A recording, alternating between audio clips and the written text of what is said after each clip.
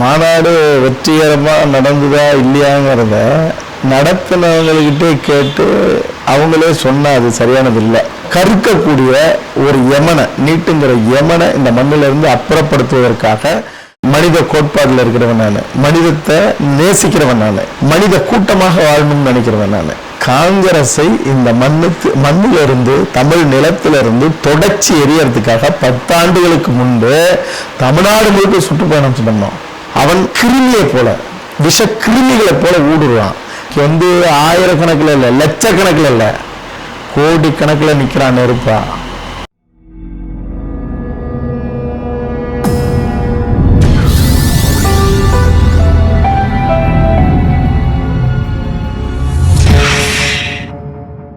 ஐஸ்பாட் media நேயர்கள் அனைவருக்கும் வணக்கம். பொதுவாக மக்கள் அனைவருமே வாழ்க்கையில் போராட்டம் அப்படின்றத ஒன்றை சந்தித்து இருப்பீங்க. ஆனால் போராட்டம் முழுக்க வாழ்க்கையாகவே ஏற்றுக்கிட்டு தொடர்ந்து போராட்டங்களை சந்திச்சுக்கிட்டு தன்னோட குடும்பத்தையும் பார்த்துக்கிட்டு பல சமூக விஷயங்களையும் பண்ணிக்கிட்டு நம்ம கூடயே பயணிச்சுக்கிட்டு இருக்க நம்மளுடைய இயக்குனர், சமூக ஆர்வலர், போராட்டங்களின் நாயகன் திரு கௌதமன் ஐயா அவர்களோட தான் இப்போ நேரில் இருக்கும். அதை விட்ட பல கேள்விகள் இப்போ கேட்க போகிறோம். தொடர்ந்து கேட்கலாம். அண்ணா வணக்கம். வணக்கம். அண்ணா, கடந்த சில நாட்களுக்கு முன்னாடி நீட் எதிர்ப்பு மாநாடு நடத்துறீங்க. அது எந்த அளவுக்கு சக்ஸஸாக நடந்துச்சு அப்படின்னு நினைக்கிறீங்க? இல்லை, இந்த மாநாடு வெற்றிகரமாக நடந்ததா இல்லையாங்கிறத நடத்தினவங்ககிட்டே கேட்டு அவங்களே சொன்னால் அது சரியானது இல்லை. அது மக்கள்கிட்ட எவ்வளோ தூரம் போயிருக்கு, அரசுகிட்ட எவ்வளோ தூரம் போயிருக்கு, எவ்வளோ பெரிய அதிர்வலையை ஏற்படுத்தியிருக்குங்கிறத நீங்கள் தான் சொல்லணும், அல்லது மற்ற ஊடகங்கள், விமர்சகர்கள் சொல்லணும். தவிரவும் இதுவரைக்கும் கடந்த 10 ஆண்டுகளாக எந்த மேடையிலையும் இவ்வளவு தலைவர்கள், இயக்க தலைவர்கள், அரசியல் தலைவர்கள், மருத்துவ ஆளுமைகள், கல்வியாளர்கள், வேறு மாநிலத்தில் இருந்து வந்த மனித உரிமையாளர்கள், இப்படி அதாவது மீனவ தலைவர்கள், விவசாய தலைவர்கள், இப்படி எல்லாரும் சேர்ந்து நின்று, அதுவும் குறிப்பாக மாணவர்களும் இளைஞர்களும் ஒரு மாநாடு நடத்தி இப்படியான ஒரு இந்த மண்ணை அழிக்கக்கூடிய எங்களுடைய இனத்தின் இளைய தலைமுறையை, எதிர்கால தலைமுறையை முற்று முழுசாக கற்கக்கூடிய ஒரு யமனை, நீட்டுங்கிற யமனை இந்த மண்ணிலிருந்து அப்புறப்படுத்துவதற்காக நாங்கள் வீரியத்தோடு, உறுதியோடு, விவேகத்தோடு செய்த ஒரு மாநாடு அது. ஆக இந்த மாநாடுங்கிறது ஒரு தொடக்க புள்ளி தான். இந்த மாநாடு வெற்றியான மாநாடுன்னு சொல்ல முடியாது. எவ்வளோ பிரமாதமாக நடந்திருந்தாலும் கூட அது மாநாடுங்கிறது எங்களுடைய கோரிக்கைகளை, எங்களுடைய குமுறைகளை நாங்கள் அதிகார வர்க்கத்துக்கு ஒரு அறமான முறையில், ஒரு அமைதி முறையில், போராட்ட களமாக இல்லாமல் கருத்து ரீதியாக நாங்கள் உறுதியாக எடுத்து வச்ச ஒரு இடம்தான் அந்த மாநாடு, காமராஜர் அரங்கம். ஆக இதன் பிறகு இருக்கு போராட்டம். ஆக அந்த போராட்டத்துக்கெல்லாம் அதிகார வர்க்கம், இந்திய ஒன்றியமாக இருக்கட்டும், அதுக்கு பணிஞ்சு நிற்கிற தமிழக அரசாக இருக்கட்டும், இதெல்லாம் பதில் சொல்ல வேண்டிய ஒரு கட்டாயம் வரும்ல. எங்களுக்கு நாங்கள் என்ன இலக்கை நோக்கி பயணம் பண்ணுறோம், எந்த தீர்வு எங்களுக்கு தேவைன்னு நினைக்கிறோம்ல, அந்த தீர்வு எட்டும்போது தான் இது வெற்றியா தோல்வியா அப்படிங்கிறது. ஆக இது ஒரு பயணத்தை தொடங்கிருக்கோம். ஒரு மாநாட்டின் மூலமாக பயணம் தொடருது. இப்போ புதுசாக ஒரு விஷயம் என்ன தென்படுது அப்படின்னா, இந்தியாவிலேருந்து தமிழ்நாடு பிரியணும் அப்படின்னு நிறைய பேர் கோரிக்கை வச்சுக்கிட்டு இருக்காங்க. நீங்களும் அதில் ஒரு கோரிக்கை வச்சுக்கிட்டு இருக்கீங்க. எப்போ கோரிக்கை வைக்கிறேன்? இல்லை, உங்களோட சேர்ந்தவங்க எல்லாருமே? இல்லை, என்னோட சேர்ந்தவங்க கூட என்ன கோரிக்கை வச்சாங்க? இல்லை, தொடர்ந்து இந்தியாவை எங்களை ஆளுமைப்படுத்திக்கிட்டே இருக்கு, ரொம்ப அடக்குமுறைக்கு ஆகிட்டே இருக்கும், இதுக்கு தனி தமிழ்நாடு எங்களுக்கு. இல்லை, அது உண்மையா இல்லையா? அடக்குமுறை பண்ணுறதோ ஆளுமை பண்ணுறதோ அழிக்கிறதோ உண்மையா இல்லையா? என்னதான் இருந்தாலும் நம்மளோட இல்லை, உண்மையா இல்லையான்னு நான் கேட்குறேன். பல இடங்களில் நம்ம நஷ்டப்படுறது உண்மைதானா? அதுக்காக பிரிஞ்சு போயிட்டா, இப்போ கணவன் மனைவி சண்டை பிரிஞ்சு போயிட்டா எல்லாமே கட்டச்சிரும். கணவன் மனைவி நான் சொல்றது எல்லாருமே சேர்ந்து இருக்கணும் அப்படிங்கிற ஒரு மனித கோட்பாடில் இருக்கிறவன் நான், மனிதத்தை நேசிக்கிறவன் நான், மனித கூட்டமாக வாழணும்னு நினைக்கிறவன் நான். அது ஒரே அலைவரிசையில் ஒற்றுமையாக, அமைதியாக, மகிழ்ச்சியோடு வாழணும்னு நினைக்கிற ஒரு தமிழ் இனத்தில் பிறந்தவன் நான். நான் காக்கை குருவி எங்கள் ஜாதின்னு நாங்கள் தான் சொல்லியிருக்கோம். எங்களுடைய தமிழ் இனம் தான் பாடியிருக்கு. அதாவது எல்லா உயிரையும் நேசிக்கிற குணம் எங்கள்கிட்ட இருந்து தான் அந்த உலகத்துக்கு போயிருக்குது. வாடிய பயிரை கண்ட போதெல்லாம் வாடினேன்னு சொன்ன வள்ளலார் இங்கே தான் பிறந்திருக்காரு. மகாத்மா காந்தி ஆப்பிரிக்காவிலேயே மரணமடைய அல்லது சுட்டு கொல்லப்பட நேர்ந்த அந்த நேரத்தில் ஒரு தமிழன் தான் காப்பாற்றிருக்கான். ஐஎன்ஏ படையில் அதிகம் பேர் நின்று போராடி செத்தவன் தமிழன். பர்மாவில இருந்து லட்சக்கணக்கில் இருந்து போனான், தமிழ்நாட்டில இருந்தும் போனான்.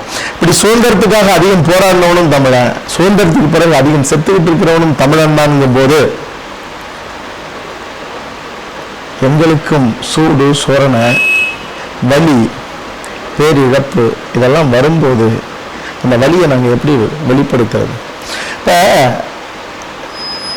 சமீபத்தில் முகநூலில் எழுதினாங்க, எங்களுடைய மாணவர்கள் எழுதினா, இளைஞர்கள் எழுதினா, எவனே தெரியல ஒரு வாசகம் மிக பெரிய அளவில் பிரமாதமாக உக்கரமாக வெளிப்பட்டுச்சு. தண்ணி கொடு, தனியாக விடுங்க. இது யார் சொல்றது? யார் சொல்லி கொடுத்தது? நீங்க கணவன் மனைவியாக இருந்தாலும் கூட மனைவிக்கு விருப்பம் இல்லாமல் அவளை தொட நேர்ந்தால் அது வன்புணர்ச்சியாக கருதப்பட்டு கணவன் சிறைக்கு அனுப்பலாம். ஒரு கொரட்டை விட்டா கூட இவனோட என்னால குடும்பம் நடத்த முடியாதுன்னா விவகாரத்துக்கு கொடுக்குறாங்க. ஒரு அப்பா மகன் 2 பிள்ளைங்க இருக்காங்க. அண்ணனோ தம்பியோ தப்பா இருக்கான், அல்ல ஊதாரியா இருக்கான். ஒருத்தன் சம்பாதிக்கிறான், நேர்மையோட இருக்கான். நான் சம்பாதிக்கிறதுலாம் அப்படி விரயமாகுது. கடைசியில் எனக்கு ஒன்றும் இல்லை, எனக்கு நிம்மதி இல்லை. அப்பா அம்மா ஒரே கருப்பையில் தான் நாங்கள் பிறந்தோம், உங்களுக்கு தான் நாங்கள் பிறந்தோம். ஆனாலும் சொத்தை பிரித்து கொடு, நான் நிம்மதியாக போகிறேன். சட்டத்தில் இடம் இருக்கு பிரித்து போகிறதுக்கு. அப்படிதான் குடும்பங்கள் வாழுது. நீங்கள் ஒத்த கருத்து இருக்கிற வரைக்கும் எல்லாரும் ஒன்றா ஒற்றுமையாக சமமாக அன்பா பாசத்தோட வாழலாங்கிற வரைக்கும் அது கூட்டு குடும்பம். அது இல்லாத பட்சத்தில் ஒரு குடும்பமே 2 3 பிரிஞ்சு நிம்மதியா வாழலாங்கும் போது காலங்காலமாக 1960களில் அண்ணா பேசுறாரு பாராளுமன்றத்தில், வடக்கு வாழ்கிறது தெற்கு தேய்கிறது. எங்கள் இனத்தை நீங்க அழிக்க பாக்குறீங்கன்னா 60களில் பாராளுமன்றத்தில் பேசுறாரு. 40களிலே பெரியார் எழுதுறாரு, தமிழனை தனியா பிரிச்சு விடு, தமிழன் தனியா வாழ்ந்தாதான் அவன் நிம்மதியா வாழ முடியும். தமிழ் இனத்தை அழிக்க பார்க்குது இந்திய அதிகார வர்க்கம்னு அவரும் சொல்லியிருக்காரு. 73ல சாகும்போது பெரியார் தியாகராய நகர்ல அந்த பஸ் ஸ்டாண்டு பக்கத்தில் இருக்கிற இந்த சிலைக்கு கீழே மூத்திர சட்டியோட 95 96 வயசுல அவர் பேசின பேச்சு, தமிழா நீ தனியா பிரியாத வரைக்கும் உனக்கு வாழ்க்கை இல்லடான்னு அவர் சொல்லியிருக்காரு. இப்படி எல்லாரும் சொன்னதுக்கு அப்புறம் 40 45 வருஷம் பெரியார் சாகும்போது 73னா கணக்கு பண்ணீங்க, கிட்டத்தட்ட 45 வருஷம்.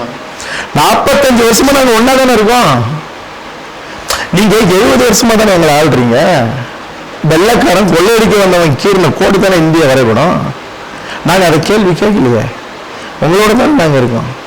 இது 70 வருஷமா அவன் கொள்ளையடிக்க வந்தவன் போயிட்டான், வெள்ளக்காரன் போயிட்டான், கொள்ளைக்காரன் நாங்க மாட்டிக்கிட்டோம்.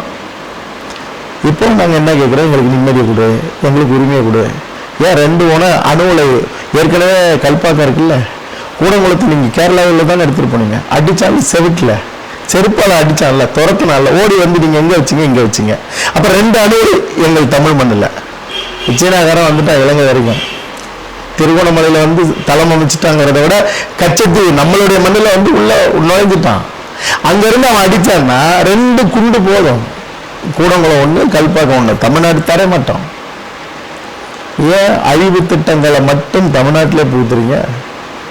நீட்டினோ நாங்கள் கேட்டோமா? குஜராத்தில் தொடங்குதில்ல மேற்கு தொடர்ச்சி மலை, ஏன் குஜராத்தில் இல்லையா மலை கெட்டியா இல்லையா? எங்க மலை தான் உங்களுக்கு கெட்டியா இருக்குதா? இந்த அந்த பூமி எப்படி தோன்றுச்சுங்கிற ஆய்வுங்க தானே. அது நடந்தா என்ன ஆகும்? 38 கிலோமீட்டர் முல்லை பெரியார் அணை, பல லட்சக்கணக்கான ஜெலட்டின் குச்சிகளை குழி தோண்டி கிணறு தோண்டி உள்ள போட்டு வெடிச்சு தான் இந்த ஆய்வு நடக்கும் போது. ஆனா உடையாதா? நீங்க சேவை சமுத்திர திட்டம் நடந்தா ராமர் பாலம் சரியும்னு சொன்னீங்க, நிறுத்தினீங்க. அப்ப அதுக்கு ஒரு சட்டம், இதுக்கு ஒரு சட்டமா? கத்துறாங்கல்ல, கதறாங்கல்ல, நெடுவாசல்ல கதறல், கதிராமங்கலத்துல கதறல், ஸ்டெர்லைட்ல தூத்துக்குடி கதறல், பெட்ரோலிய மண்டலம் அமைக்கிறது கடலூர் நாகப்பட்டினம் மொத்தமா கதறல், நீட்டுக்காக கதறல், அனிதா செத்தா, எத்தனை கதறல்கள், எத்தனை ஓலங்கள். தஞ்சாவூர்ல தஞ்சையில விழுந்த தரணிக்கே சோறிடலாம், கஞ்சிக்கு வழியில் 500 விவசாயி செத்தாங்க. 100 நாள் போராடினாங்க. நிர்வாணமா ஓட விட்டது தவிர இந்த தேசம் என்ன பரிசா கொடுத்தது? கௌதமியும் காஜலையும். நீங்க சண்டிகை நாங்க வேணான்னு சொல்ல. எங்க விவசாயிகளை பார்த்துருக்கணும்ல. முதலமைச்சர் நேரம் கேட்டாங்கல்ல, 2 பேரும் அனைத்து கட்சி தலைவர்கள் நேரம் கேட்டாங்கல்ல, கொடுத்துருக்கணும்ல. சரி, இங்க வந்து இங்க கருப்பூடி காட்டணும், ஒரு வார்த்தை பேசணும்ல. இப்படி எதுவுமே இல்லை. தானே புயலுக்கு இல்லை, வரதா புயலுக்கு இல்லை, ஓகே புயலுக்கு இல்லை. நடந்த அத்தனை சீற்றங்களுக்கும் ஆய்வு பேரலை வந்து எதுக்குமே நிவாரணம் கொடுக்கல. ஆனா 2 லட்சம் கோடிகளுக்கு மேல வருஷத்துக்கு நாங்க வந்து ஒரு முறை நாங்க வரி கட்டுறோம். ஆனா 4000 கோடி 5000 கோடி கூட ஆண்டுக்கு உங்களால கொடுக்க முடியலன்னா கேட்கத்தானே செய்வான். இன்னும் உக்கிரமாக கேட்பதற்குள்ளாக இந்த தேசம், இந்த இந்திய ஒன்றியம் விரிச்சுக்கிட்டோம். எங்களுக்கு நோக்கம் அது அல்ல. இப்பவும் சொல்றேன், வா ஒன்னா வாழலாம், கூடி வாழலாம், மகிழ்ச்சியோடு வாழலாம். ஆனா எங்களை மிதிச்சு விட்டு தான் நீங்க வாழ்வீங்கன்னு நினைச்சா உங்க எண்ணத்துல மண்ணை தவிர வேற எதுவுமே விடாது அப்படிங்கிறதான். அதனால எங்களுடைய நோக்கம் அது அல்ல. உங்களுடைய நோக்கம் அதுவாக இருக்கும் பட்சத்தில் எங்களை செதைச்சு அழிச்சு இங்க இருக்கிற கனிம வளங்களை அள்ளிட்டு போய் இங்க காவிரி மேலாண்மை வாரியம் அமைக்காத சாகர்மாலா திட்டத்தை கொண்டு வந்து மீனவர்களை அழிச்சு, மாணவர்களை அழிச்சு, விவசாயத்தை அழிச்சு, ஒட்டுமொத்த தமிழ் நிலத்தையும் நீங்க சிதைக்கணும்னு முடிவு பண்ணிட்டீங்கன்னா, முடிவு பண்ணி இன்னும் தொடர்லீங்கன்னா, இந்த பூமி பந்துல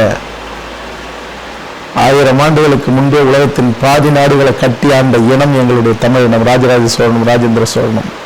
நாங்க மறுபடியும் உலகத்தை பாதி நாட்டு கட்டி ஆளணும்லாம் நினைக்கல. ஆனால் எங்கள் தமிழினம் மரபு சார்ந்து இறையாண்மையோட மறுபடியும் தலை நிமிர்ந்து வாழறத எவனாலையும் தடுக்க முடியாது. இப்போ வந்துட்டு தனியா சப்போஸ் பிரிஞ்சு வந்துட்டோம் அப்படின்னா நமக்கான பாதுகாப்பு எந்த வகையில் இருக்கும்? ஏன்னா அங்க வந்துட்டு ஈழத்துல பொறுத்த வரைக்கும் எனக்கு அதை பத்தி கவலை இல்லை. இது எங்களுடைய நோக்கம் அல்ல. அடுத்து நீங்க கேட்குற கேள்விக்கு என்கிட்ட பதில் வார்த்தையால நீங்க வாங்கணும்னு நினைச்சீங்கன்னா அது உங்களுக்கு கிடைக்காது. பாதுகாப்புன்னா பிள்ளைய வளர்க்குறோம், குழந்தையா இருக்கேன், ஒரு கட்டத்தில் கட்டி கொடுக்குறோம், பக்கத்துலேயே வச்சுக்கணும்னு நினைக்கிறோம். ஆனால் பக்கத்தில் இருக்க முடியாது. ஆனால் குட்டியாக பிறந்து வளர்ந்து தூக்கி கொஞ்சணுமே. இன்னைக்கு வேற வீட்டில் ஒரு நம்ம பொண்ணு போகுது, இல்லை பையன் தனியாக போகிறானே அப்படின்னு யாரும் கவலைப்படுறதில்ல. தாத்தா அப்பா கூடயே இருக்கிறதில்ல, அப்பா மகன் கூடயே இருக்கிறதில்ல. அத்தனை பேரும் வாழ்ந்துகிட்டு தான் இருக்காங்க. அது இயற்கையின் நியதி.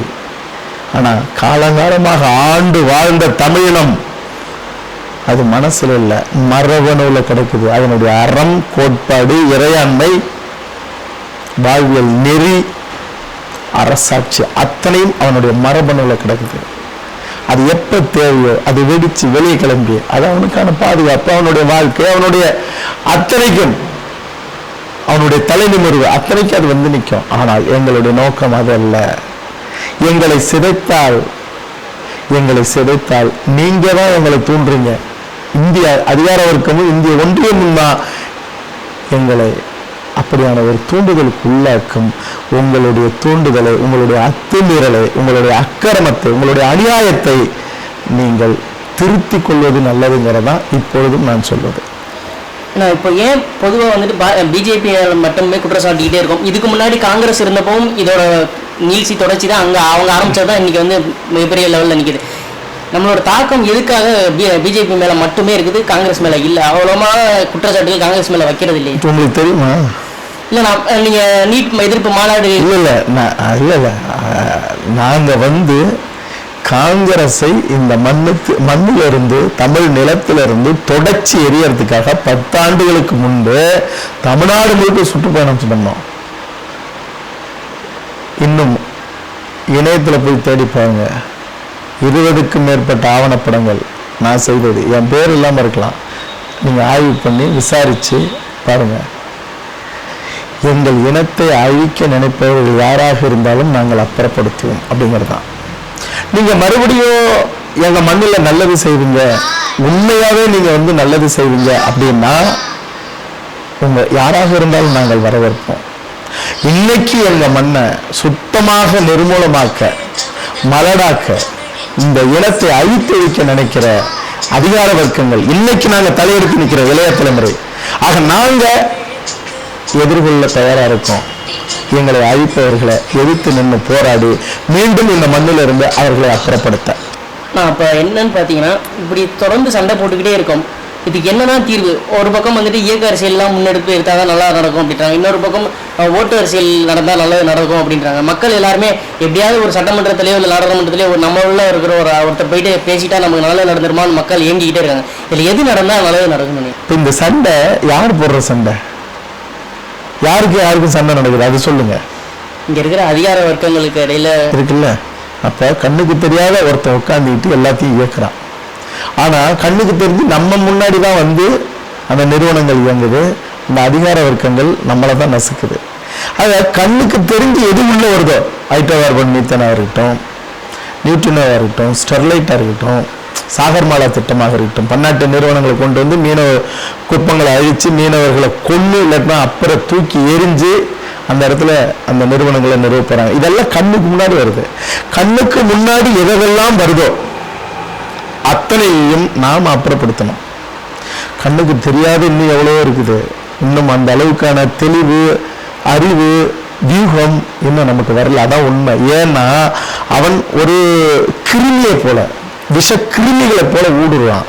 காத்துல தண்ணியில எப்படி பறந்து வருமோ அது போல அவன் உள்ள விரவி வரான். ஆனால் அத்தனையும் எங்களுடைய இளைய தலைமுறை அப்புறப்படுத்தும். இனிமே எல்லாத்தையும் வேடிக்கை பார்க்குற இடத்துல யார் வேணாலும் இருந்துட்டு போட்டோம். நாங்கள் இல்லைங்கிறத ஜல்லிக்கட்டில் பார்த்துருப்பீங்க. 20 தமிழர் கொன்னப்ப அந்த திருவண்ணாமலையில் போய் நின்று போராடினதை பார்த்துருப்பீங்க. கத்திப்பாராவில் பார்த்துருப்பீங்க. IPL பார்த்துருப்பீங்க. இன்னும் எத்தனையோ இப்போ நீட்டுக்காக போராடுறோம். இன்னும் எத்தனையோ எங்களுடைய போராட்டங்கள் வரிசை கட்டலாம். அத்தனையும் நேருக்கு நேராக நின்று தான் நாங்கள் போராடுறோம் ஒழிய நாங்கள் ஓடி ஒளிஞ்சு பதுங்கி அப்படியெல்லாம் இல்லை. இனிமே தமிழினம் யுத்தம் செய்ய, எங்களை அழிக்க வருபவர்களுக்கு நேர் நின்று யுத்தம் செய்பவர்களாக எங்களுடைய இளைய தலைமுறை இன்னைக்கு உருவாயிருச்சு. இல்லைன்னு நினைக்கலாம், ஜல்லிக்கட்டு நினைச்சு பார்த்தா தெரியும். கோடிக்கணக்கான எங்களுடைய இளைஞர்களும் மாணவர்களும் எப்படி நின்னாங்கிறது தெரியும். அவன் அத்தனையும் மனசுக்குள்ள நெருப்பை சுமந்து நின்று இருக்கான். அந்த நெருப்பு இன்னும் அணையில அப்படிங்கிறத அதிகார வர்க்கங்கள் புரிஞ்சுக்கிட்டா அவங்களுக்கு நல்லது. அதனால அப்புறம் நீங்க சொன்னீங்க கோட்டைக்கு போகணும், ஆளணும், இந்த மக்களை காப்பாற்றணும், நம்மள இருந்து ஒருத்தன் போறது. இனிமே அதெல்லாம் நடக்கும். இத்தனை தீர்வு வந்து இல்லை, போராடினதுக்கெல்லாம் தீர்வு வந்து இல்லை. நான் கேட்கிறேன், அரசியல் கட்சிகள் போராடி இந்த தீர்வு கிடைச்சதா? சாமானியர்கள், நம்முடைய மாணவர்கள், இளைஞர்கள், மானமுள்ள தமிழினம் கூடி நின்றுதான் வாங்கியிருக்கு. அவர்களே, அந்த மாணவர்களும் இளைஞர்களும் இந்த கோட்டையில அவர்களுடைய ஆட்சி கண்டிப்பா அதுல அந்த ஆட்சி கட்டில்ல மாணவர்களும் இளைஞர்களும் மட்டுமே உட்கார்ற காலம் வரும். அன்னைக்கு இது அத்தனைக்கும் பதில் கிடைக்கும். இந்த மண்ணை ஆக்கிரமிக்க வர்றவன், அழிக்க வர்றவன், அத்துமீறி இந்த மண்ணில் இருக்கிற வளத்தை அள்ள வர்றவன், இந்த இனத்தை அழிக்க வர்றவன்லாம் அலறி துடிச்சு ஓடக்கூடிய காலம் வரும். அவன் தானே இத்தனை தீர்ப்பு எழுதுனான். அவன் எழுதுவான் ஒரு தீர்ப்பு. அந்த காலம், இயற்கை அதுக்கான சூழலை மிகச்சரியாக கொண்டு வந்து நிறுத்தம். அந்த இடத்தை மிக அழகாக எங்கள் மாணவர்கள், இளைஞர்கள், நாங்கள் அத்தனை பேரும் சேர்ந்து அதை பூர்த்தி செய்வோம். நான் சேர்ந்து எல்லாரும் ஒற்றுமையாக இருப்போம் அப்படின்றீங்க. ஒரு பக்கம் வந்துட்டு தோழர் திரும்புரன் காந்திக்கும் தோழர் சீமான் அண்ணனுக்கும் வந்துட்டு ஒரு பகை இருந்துகிட்டே இருக்குது. என்ன பகை? இல்லை, அவங்களோட ரெண்டு பேர் எனக்கு தம்பிகளாக இருக்கட்டும், தோழராக இருக்கட்டும், இவங்க 2 பேருக்குமே எதிரெதிராக சண்டை போடுறதுல இந்த முகலில் இருக்கட்டும், நேரில் பார்க்கும்போதும் சரி, சரியான ஒரு இது கிடையாது. தெளிவு இல்லாமல் அவங்க 2 பேருக்குமே ஒரு மன கசப்பு இருக்கு, மோதல் இருந்துகிட்டே தான் இருக்கு. தெளிவு இல்லாமல் இருக்குன்றத நீங்க உணர்றீங்க. ஆமாண்ணா, தெளிவு இல்லாமல் 2 பேருமே வந்துட்டு நம்ம உண்மைன்றதை இன்னும் உணராம இருக்காங்களா, இல்ல யாரோ உள்ள இருந்து மூட்டி விடுறாங்களான்றது மக்கள் வெளியிருந்து பாக்குறவங்க, என்னங்க நம்மளுக்குள்ள இருக்கிறவங்களே இன்னும் சண்டை போட்டு இருந்தேன் எப்படி அப்படின்ற மாதிரி மக்களும் ஒரு கேள்வி வைக்கிறாங்க. இது எப்போ நான் தீரும்? எப்போ இந்த மாதிரி ஒற்றுமையா சேர்ந்தா மட்டும்தான் நம்ம ஜெயிக்க முடியும். நமக்குள்ளேயே ஒரு இப்போ இவர்கள் 2 பேரும் பேசல, தனித்தனியா இருக்கும்போதும் பேசல, ஒன்னா இருக்கும்போதும் பேசலாம் நீங்க சொல்றீங்க. இவர்கள் 2 பேரும் ஒரே மேடையில, நீட்டு மேடையில, என்னுடைய மேடையில, நாங்க மாணவர்கள், இளைஞர்கள் நாங்க ஏற்படுத்தின இந்த மேடையில அவங்க இருந்தாங்க. அதே மேடையில வைகோவும் இருந்தாரு. அதே மாதிரியில் நல்லகண்ண ஐயா இருந்தார், நடுமர ஐயா இருந்தார், சட்டமன்ற உறுப்பினர்கள் தமிழ் மன்சார் இருந்தார், தனியரசு இல்லாத ஆட்களே இல்லை. ஆக இவர்களோடு எனக்கு எந்த முரண்பாடும் இல்லை. அதனால நான் இந்த இடத்துல எங்களுடைய செயல்பாடை பற்றி தான் பேச முடியும் போது, அவங்களுடைய செயல்பாடுகளுக்கும் அவங்களுடைய முரண்பாடுகளுக்கும் அவங்க தான் பதில் சொல்லும் போது நாம் பதில் சொல்ல முடியாது. அதனால இனம்னு வரும்போது, இனத்தின் உரிமை மீட்புன்னு வரும்போது கௌரவத்தை பார்க்கக்கூடாது, லட்சியத்தை தான் பார்க்கணும். லட்சியத்துக்காக கௌரவத்தை இழக்கலாம், கௌரவத்துக்காக லட்சியத்தை இழப்பவர்கள் ஒருபோதும் இந்த மண்ணுக்கான அதாவது போராளிகள்னு சொல்ல முடியாது, தலைவர்கள்னு சொல்ல முடியாது. ஆனால் இதுக்குள்ள இன்னும் என்னென்ன இருக்கு அப்படிங்கிறத அவர்கள் தான் சொல்லணும். அது அவங்களுக்கு அவங்க தான் அவங்க சொன்னா தான் அது உண்மையா இருக்கும். அது நம்ம எட்டிருந்து பார்க்குறவங்க எது வேணாலும் நம்ம கற்பனைக்கு சொல்லலாம், சொல்லாமலும் விடலாம். ஆனால் இன உரிமைன்னு வரும்போது அத்தனை பேரும் தமிழ் இனத்தை, தமிழ் மொழியை, தமிழர் கலை கலாச்சாரத்தை, பண்பாட்டை மீட்கணும், காக்கணும்னு நினைக்கிறவங்க கௌரவத்தை பார்க்காம ஒன்னா நின்னா மட்டும்தான் எதிரி அலறுவான். ஆக அது இவர்களுக்கு இவங்களுக்கெல்லாம் நான் அறிவுரை சொல்ற அளவுக்கு நான் இல்லை. எனக்கு தம்பி தங்கைகள் பெரும் பேரன்பும் பெரும் பாசமும் கொண்ட ஒத்த அலைவரிசை கொண்ட எவ்வளவு பேர் இருக்காங்க. அதனால அவர்களுக்குள்ளும் அது இருக்கும், அல்லது குறைவாக இருந்தால் அவர்களும் அதை சரி செஞ்சுக்கணும், அவ்வளவுதான். மற்றபடி ஒன்னா நிற்கிறது மட்டும்தான் இனத்தின் ஒரு விடியலுக்கான தீர்வை கொடுக்கும். இப்போ பொதுவாக இந்த மாதிரியான போராட்ட காலங்களை தொடர்ந்து சந்திச்சுட்டு இருக்க தோழர்களை, அண்ணன்களாக இருக்கட்டும், யாரையுமே உடனே வந்துட்டு மத்திய அரசாங்கத்தை சேர்ந்தவங்க எல்லாருமே அவர் கிறிஸ்தவர், முஸ்லீம் அப்படின்னு ஒரு மத அடையாளத்தை பூசிக்கிட்டே திருப்பி அதையே சொல்லிக்கிட்டே இருக்காங்களாண்ணா. இது போகணும் அப்படின்னா என்ன பண்ணணும்? இது ஒரு மானங்கட்டத்தனம், இது ஒரு மலட்டுத்தனம், இது ஒரு கையாளாகத்தனம், இது ஒரு ஈனத்தனம். அதாவது என்ன சொல்றது, இதை தாண்டி எதுவும் சொல்ல முடியாது.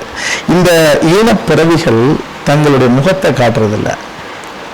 நீங்க இவனுக்கு இந்த பேரு, இவன் கிறித்தவன், இவன் இஸ்லாமியன், இப்படி எல்லாம் போடுறாங்கல்ல, முதல்ல கீழே நீ யாருன்னு போடு, இதுக்கான ஆதாரங்களை பதிவிடு.